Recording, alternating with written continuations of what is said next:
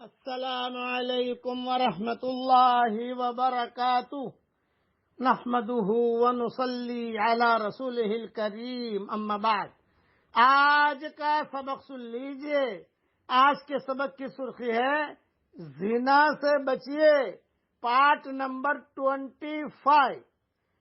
حضور اکرم صلی اللہ علیہ وسلم کا ارشاد ہے کہ تم لوگ اپنی نگاہوں کو ضرور نیچی رکھا کرو اور اپنی شرمگاہوں کی ضرور حفاظت کیا کرو، ورنہ اللہ تعالی تمہارے چہروں کو بے نور فرما دیں گے۔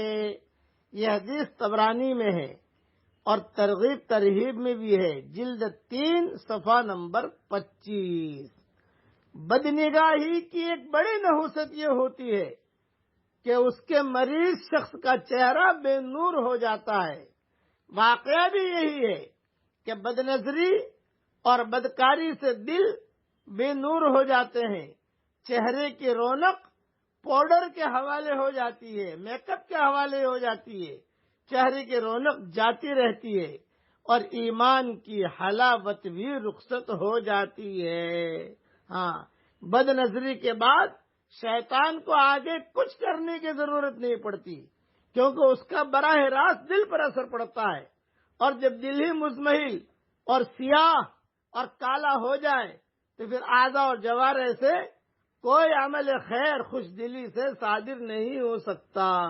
جو شخص، جو مرد اور عورت بد نظری میں مبتلا اور فحش تصاویر، ننگی فلمیں وغیرہ دیکھنے کا شوق ہوگا، وہ نماز اور دیگر عبادت کا پابند ہو ہی نہیں سکتا۔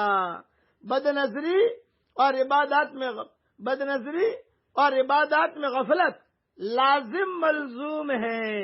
جہاں نظر میں خرابی ہوگی وہاں عبادات سے بھی تنفر ضرور ہوگا۔ اس لیے جملہ یاد رکھنا، بد نگاہی ایک بڑی نحوست ہے۔ اس کی وجہ سے آدمی کا دل گندا اور میلا ہو جاتا ہے، اور چہرہ بھی میلا ہو جاتا ہے، اور خیالات بھی گندے ہو جاتے ہیں۔ اور نصیحت سنتے رہنا کہ جو خیالات ہم سوچتے ہیں ہمارا سوچ بھی ریکارڈ ہو رہا ہے۔ اب پڑھ لیجئے میرے ساتھ، سبحان الملک القدوس، سبحان الملک القدوس، سبحان الملک القدوس۔ یہ جملہ اللہ تعالیٰ کو بہت بہت بہت پسند ہے۔ اٹھتے بیٹھتے اتنا پڑھتے رہو اور اللہ تعالیٰ سے مانگتے رہو۔ اللہ تعالیٰ ہم سب کی قیامت تک کے آنے والی نسلوں سے راضی ہو جائے اور ہم سب کے لیے حلال بستروں کا اللہ انتظام کرے، اور حرام بستروں سے ہمیں اور ہماری نسلوں کی اللہ تعالیٰ حفاظت فرمائے۔ آمین۔